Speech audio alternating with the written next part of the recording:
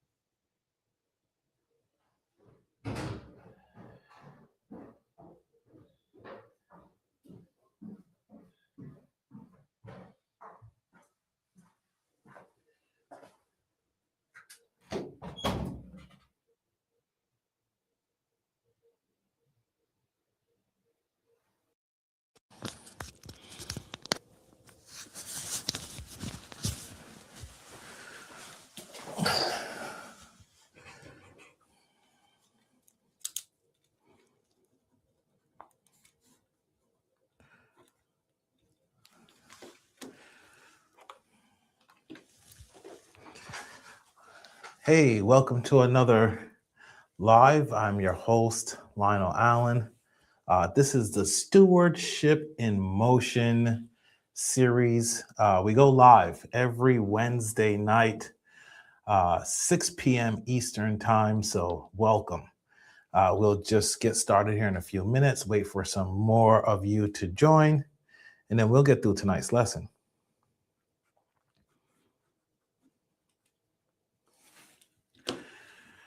So welcome again. Tonight's topic, we're going to talk about something very interesting. We're going to talk about the love of money. It comes up a lot when you talk about aligning your faith with your finances. So for many Christians, they struggle with that. I believe there are three emotional personalities we take on as faith-based and faith-fueled individuals.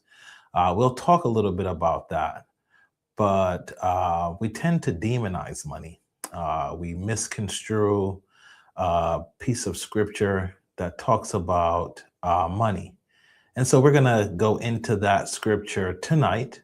We're going to examine what the scripture says and see what we can extract from it. So welcome again. I'm Lionel Allen. We're broadcasting here on YouTube, Instagram, Facebook, LinkedIn, pretty much most of the social media platforms. Again, every Wednesday, 6 p.m. We call this session Stewardship in Motion because it's the middle of the week. Our week is rolling, we're in motion, and we're just taking a pause midweek to align ourselves from a stewardship mindset. I am the founder of the Minding Our Business Financial Academy.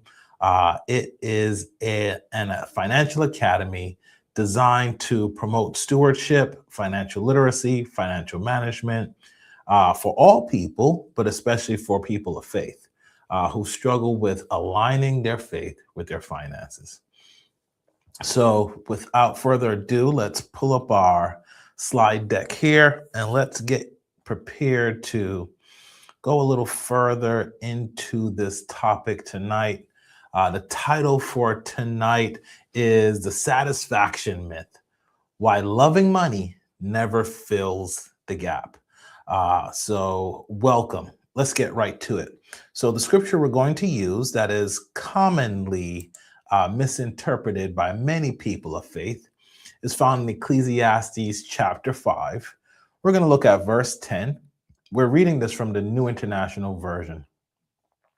And the scripture reads, "Whoever loves money never has enough.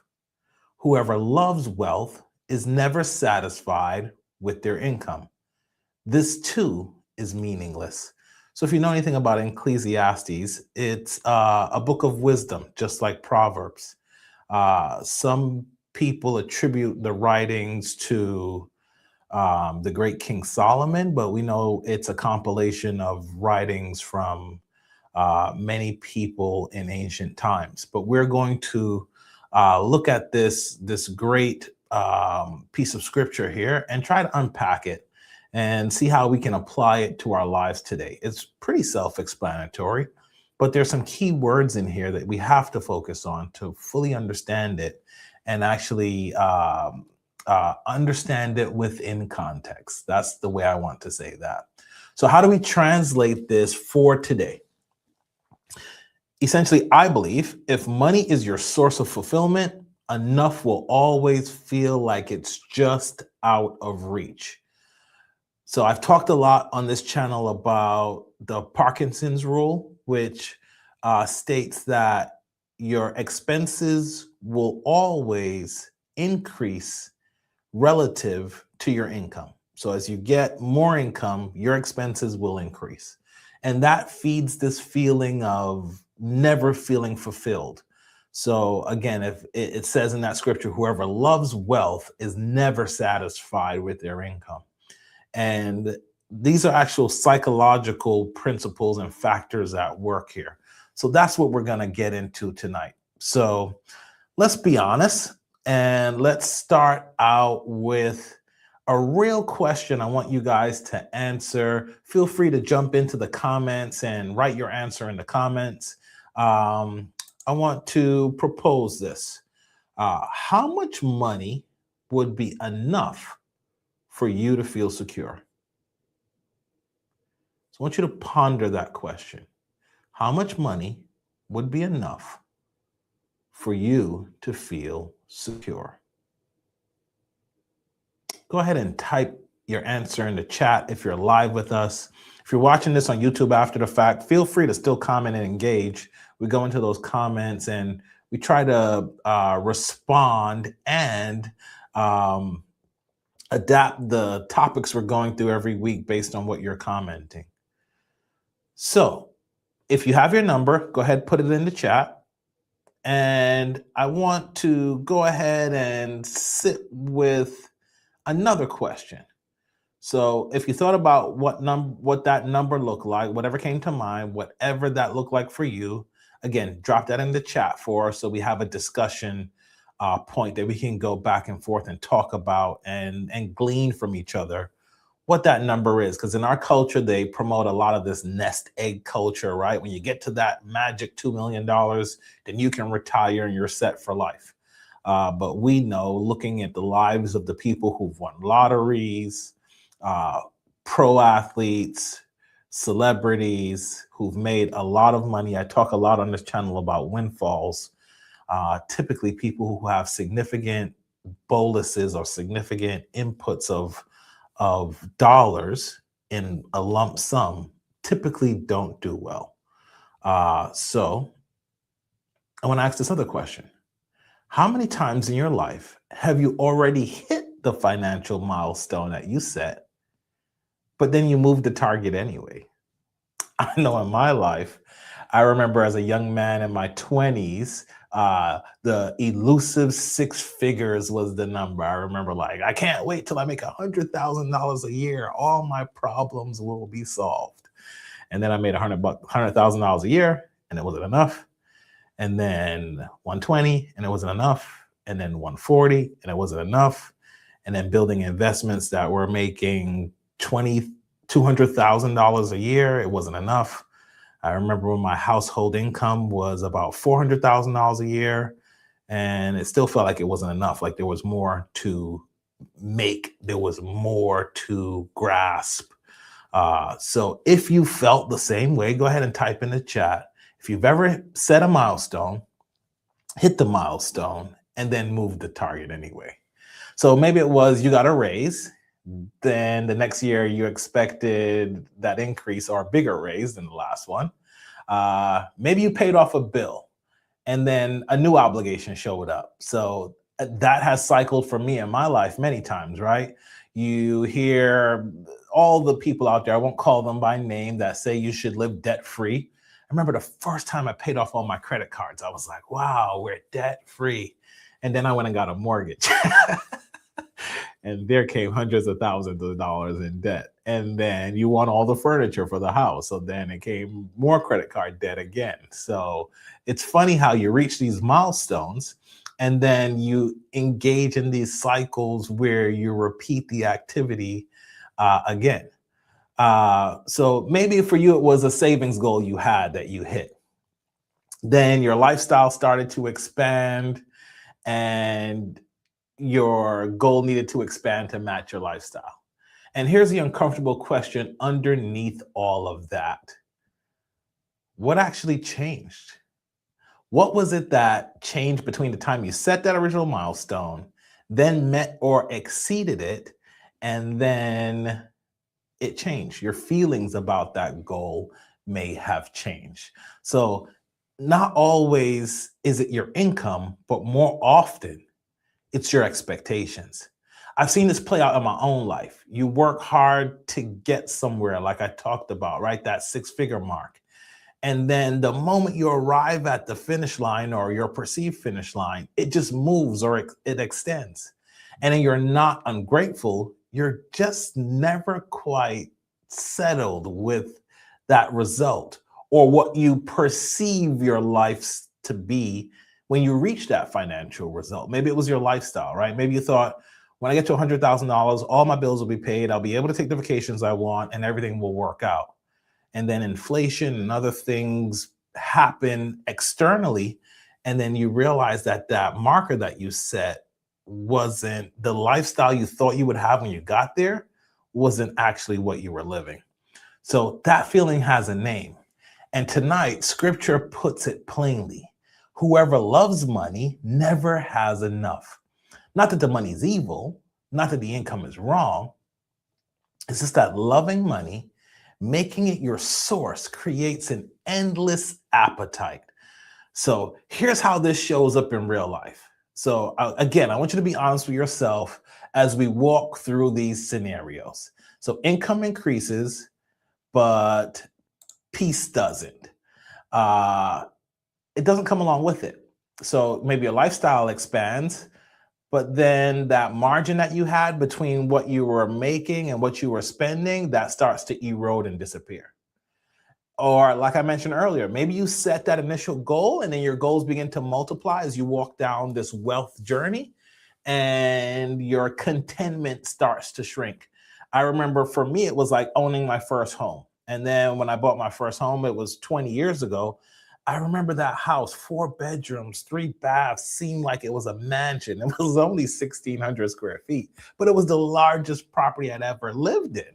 And I remember the feeling of like walking in and hearing the echo of my voice in the empty place and like being there at night. And I remember that first night, I felt like, man, our family will never be able to fully live in all of this space. And then, like, after 5 or 6 years, you're tripping over stuff, there's furniture everywhere. Your kids begin to grow up and collect their things. And now I live in a house that's 3 times that size. And often in my mind, I think about, hey, I can't wait till I get to that 8,000 square foot house, right? So it's very interesting how when you start out and you set these goals, they seem, again, that expectation seems as though it will suffice until you reach that destination. So there's actually a name for it. There's a psychological term for it. So the economics of it, they actually call this the hedonic treadmill. So it's the tendency to return to the same baseline of satisfaction no matter how much your situation improves. This is very interesting. So I want you to write that down. The hedonic treadmill, Hedonic, the hedonic treadmill. And again, it's that baseline you have an expectation, then you meet and or exceed it. And then all of a sudden that feeling of mundaneness, I think they used to say like the novelty wears off, right? And then you begin to dream and aspire for even larger things than you have right now. So in plain language, more money produces temporary excitement, not permanent fulfillment. So think about the last time you got a pay bump or you hit that savings milestone that we talked about earlier, how long did that feeling actually last? Was it like me when I moved into that first house and those first couple of years, it felt like my family would never grow to fill out the rooms. And then as my kids started to grow up, then I realized, hey, we needed a place much larger than this. So was it a week? Was it a month? Was it a few years? Then it became the new norm. After you're living that lifestyle, you're living at that pay grade, it becomes normal. And then that's where that feeling begins to creep in like it's not enough. So, money can improve your situation, it cannot complete your identity. So, let me say that again. Money can improve your situation, it cannot complete your identity. And when satisfaction is tied to your income, when money is the thing you're looking for fulfillment to get fulfillment from money, it enough never arrives. So if you talk to a billionaire, you talk to a multimillionaire, that you'll find at every level people are striving for more. The target keeps moving. The hunger for more, it stays. So the question isn't just what's wrong. The question is, what does the alternative actually look like? If loving money creates dissatisfaction, then what creates peace? I think it's a proper relationship with money. So tonight, we're walking through these specific shifts. They're mindset shifts, and they help us to break the satisfaction myth, hopefully for good. So let's take a look at the very first one. So again, tonight, we're discussing the 3 shifts that will help to break the satisfaction myth. So the very first one we're going to look at, shift number 1, from pursuit to purpose. That's actually the space I'm in right now. I'm 48 years old. In about a week, I'll be 49. But the first 48 years of my life was pursuit. I have to be honest. It was pursuit of career, pursuit of education, pursuit of income, pursuit of assets. To a certain degree, I'm still in pursuit of those things. It's now that I'm beginning to align my pursuit with my purpose. What did God design me for? And making sure my pursuit of things falls in line with my purpose, the reason that I think my existence is even happening.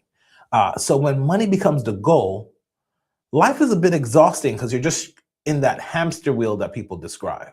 I've seen it, I felt it myself. You're always chasing something, like I have here on this slide. It's bigger numbers, bigger lifestyle, bigger validation. There's a reason why. I saw this statistic this week. 70% of all luxury brands are purchased by people in the progressive income category. Progressive is a substitute for our other word. Basically, it's poor people.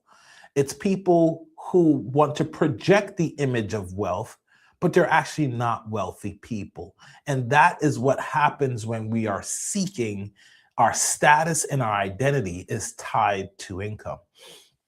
So, and the cruel thing about the chase is it never tells you when you've actually arrived to your destination because there is no finish line.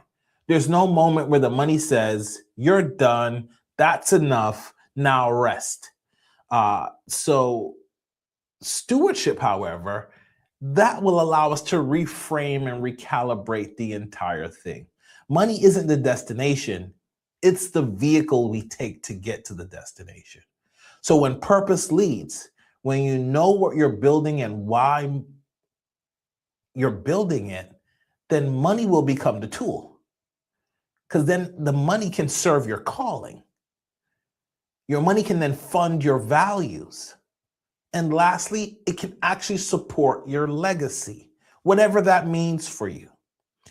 That shift changes everything about how you will manage money and how you feel about it and how much control it will have over you. So just to make this sinking for a second, I want to say this. When purpose leads, that's when money begins to stabilize. because you have some other metrics outside of the dollars to gauge your quality of life, to gauge your purpose, to gauge your impact, to gauge your legacy. And then money just becomes the vehicle to get you to those destinations. That's not a tagline, it's simply reality. When you know what you're building, spending decisions get clearer. Savings feel meaningful at that point. And then generosity then becomes natural because it's a part of the identity of who you are. But it all starts with purpose leading. It all starts with us focusing first on our purpose. Let's now discuss the second shift. So there's a second shift here. So shift number 2.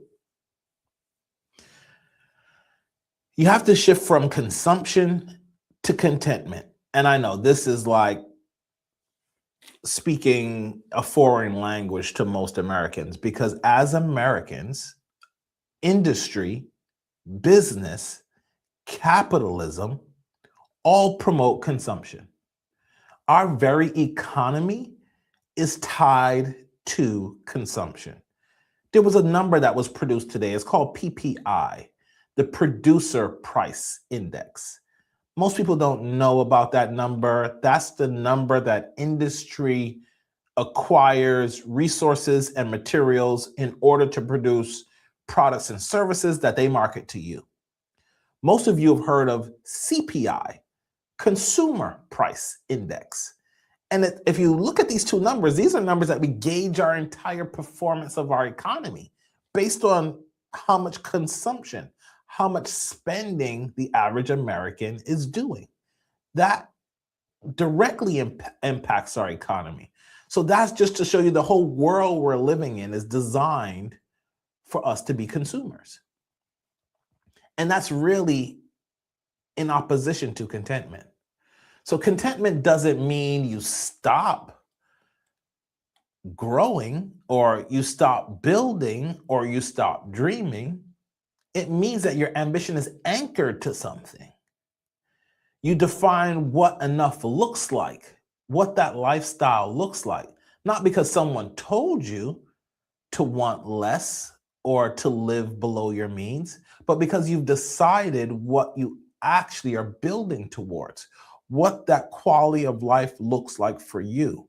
It's a personal decision we all have to make. So by doing that, it will clarify 3 things for you, and I have them here on the slide for you. It will define what enough looks like, so you know exactly when you've reached that point. It will help you protect your margin. Again, margin is the space between what it costs you to live, your lifestyle expenses, and what your income is. So you're not spending everything the moment it comes in. And it will also help you build intentionality. Instead of reaching out for what culture says you should want, you are looking internally to define what your own wellness, what your own quality of life looks like. So without contentment, every win, every level is simply just temporary. You hit the goal, you meet a goal, and then you reset the goal, and the cycle starts over again. And honestly, if you've looked over your life, as I'm speaking to you and looking over my life, I've seen the cycles of incontentment that I've been in, where I've set goals, like I mentioned earlier, completely blew them out the water, but it wasn't enough. And then I continued to strive for more. So without contentment, even modest progress, or I should say with contentment, we talked about what it looks like without contentment. With contentment, even modest progress feels meaningful. You're moving towards something real, something that is internal, self-defined. So contentment turns progress into peace because you're moving towards a goal that's self-defined. It's not external. It's not something you saw on Instagram or social media, or something that you saw someone else with, and now you want that for yourself. Let's look at the third shift. So shift number 3. This is a big one for me. This is one of the core principles within the Minding Our Business Financial Academy. It's shifting from ownership to stewardship. Again, I'll say that again. I think my bracelets hit the glass table here. Shifting from ownership to stewardship. The one, this is really the one root of the entire equation that you can get to. When you believe money exists to satisfy you, when you see it as yours to spend however, and you always demand more because your feelings are changing, because it was never designed to fill in every gap that you may have, because your mind and your feelings are constantly expanding and growing into new areas. Your appetite changes. But when you shift to stewardship, when you see money as entrusted to you, not just owned by you, you begin to manage it differently. So the same way you can think, if you have children and you're planning how you will support them in their academic life, you don't just want them to graduate with a high school diploma and maybe go to a public school that didn't cost you anything. Let's just start there. Not that there's anything wrong with public schools. I myself graduated from public schools, but let's just say that is not your goal for your children. You want them to have advanced degrees. You want them to go to schools of higher learning. And maybe you don't want them to graduate with the same amount of debt that you did. That was something for me. I graduated with debt.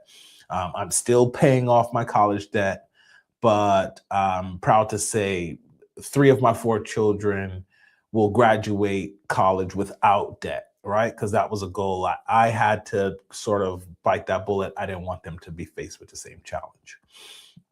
So then that's now a stewardship mentality. I'm thinking about how I can use my resources to advance someone else's cause.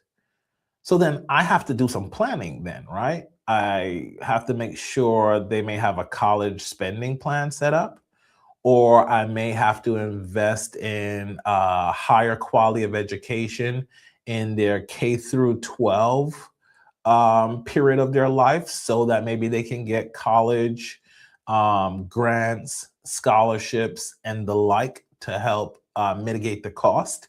But either way, whichever way I'm doing it, I have to strategize and then plan and then act on that plan. That is stewardship. So it's really begin to think about how your resources can not only positively impact your life, but positively impact the lives of the people around you, both in your family, outside your family. And then you are again fulfilling kingdom requirements and advancing the kingdom, making life better for others. So stewardship will ask completely different questions than the ownership mentality. So I have a few of these questions on the screen here. So not how can this satisfy me, but how can this resource serve something bigger? So again, if education and we talk, this word gets thrown around a lot, our phrase, generational wealth. Well, education is a part of wealth, right? So if your goal is to be a proponent of generational wealth within your family, it's not just a financial goal, it's also an education goal, because you can leave the money behind. And if your kids aren't educated on what to do with the money, then that wealth will be squandered very quickly. There's a lot of examples of that in history. Another question is not how fast can I spend this increase, not that Friday payday feeling, but how can this season build something more sustainable? I talked about this in the previous slides when I talked about the seasons. I think it was 2 weeks ago. And forgive us, last week we did not go live. I had to fly back to the West Coast to attend the funeral of a dear friend. So we paused the live for last week. But about 2 weeks ago, you can find the live on YouTube. We talked about the seasons of life and how there's seasons of increase and then there's seasons of famine. And we talked about the scripture where Egypt was facing this 7 years of plenty and then 7 years of famine. So this point relates to that. When you have your seasons that your income is coming in and it's well above your margin, that is the time to make investments and set aside dollars and make other provisions so that those resources are being multiplied and being available to be used in the future part of your life, if it's a season that you have where your income is not where it used to be, or in your children's life as they begin to build out their foundations. The last question here is not what I can show for this, but what impact can this produce? I remember taking my last son to Florida, and I took him to one of our income properties. It was still in the renovation stage, so it wasn't fully done, it wasn't polished. And I remember he walked in, I think at the time he was about 14 years old. And he walked in, he's like, "Man, this place is dusty." And I was like, "Yeah, this is our new property. It's a vacation rental. It's near the beach." And I'm telling him about all the amenities. There's gonna be a game room here and trying to get him to visualize. And he's like, "Dad, how much did you spend on this place?" And I was like, it cost us about $265,000. And his eyes got huge. And he's like, "What? You could have bought a Lambo with that." And many people probably would have bought a Lamborghini with that amount of money if they had it available. But that same property today, which I purchased for about $265,000, is worth well over $300,000, not to mention the income it's produced in the last 4+ years that I've owned it. And this is the mentality that we have to begin to have. How can we spend resources in impactful ways that continue to produce and multiply resources that can not only affect our quality of life, but for generations to come? So this is part or an example of how you can begin to shift the perspective from what can I show for this money that I have? What can I wear? What can I buy? What can I adorn myself with? What can I drive? But think about how you can leverage or impact things well beyond the current season that you're in. All right. So that shift of thinking from ownership to stewardship reduces anxiety, not because you have more money, but because your worth is no longer tied to your wallet. So here's what I want you to do: stop chasing satisfaction and start practicing stewardship. It is delayed gratification, but I promise you, it is well worth it coming from someone who's lived that life, faced those decisions and challenges, and have embraced them. So let's review for a second what we discussed tonight. Let's bring this all together. The verse says it plainly: whoever loves money never has enough. But that's not a warning about wealth. It's a warning about where you put your source. Tonight, we learned that peace grows when we make 3 shifts. Shift number 1, pursue purpose, not just income. Money serves your calling, not the other way around. You don't serve money. Secondly, practice contentment, not just consumption. Billions of dollars are being spent in marketing to trigger us emotionally and psychologically to part ways with our resources. And the entire marketing world is at work trying to get you to spend your resources. But you can diffuse that by internally looking at the lifestyle that you want and practicing contentment and not just focusing on consumption. So you want to define what enough looks like for you before culture defines what it looks like for you. And it's funny because I was actually on a coaching call earlier today with one of my mentors, and we're all content creators in this coaching community. And he, about 2 hours into the call, he says, "So what's your number?" And everyone got quiet on the call. And he's like, what's your number that you're done? And many of us couldn't answer what that number is. Why? Because we haven't done the reflection internally of what it looks like. A lot of times we have an idea and we go about working, we go about the activity, but we never write it down. We never make it plain. We never actually set the goal for what the destination actually is. And so when we get to milestones, we just blow right through them and we continue with that hunger that I talked about earlier of just wanting more, because we haven't first designed what contentment looks like for us. And finally, embrace stewardship, not ownership. You manage it. When you think of yourself as a manager, you will manage your resources differently.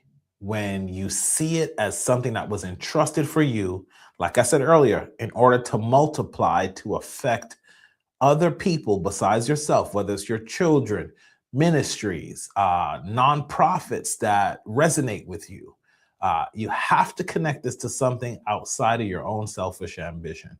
And that's really the key to this. It's a mindset. So money's powerful, but it's never meant to be your source of meaning. And we all struggle with that to varying degrees. All right. So tonight,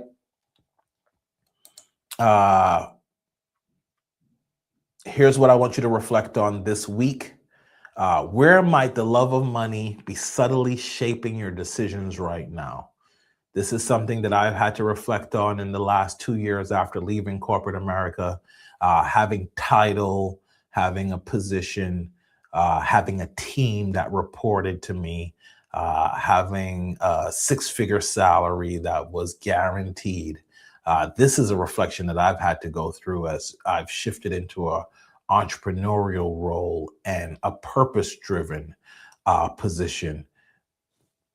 Things change, you transition.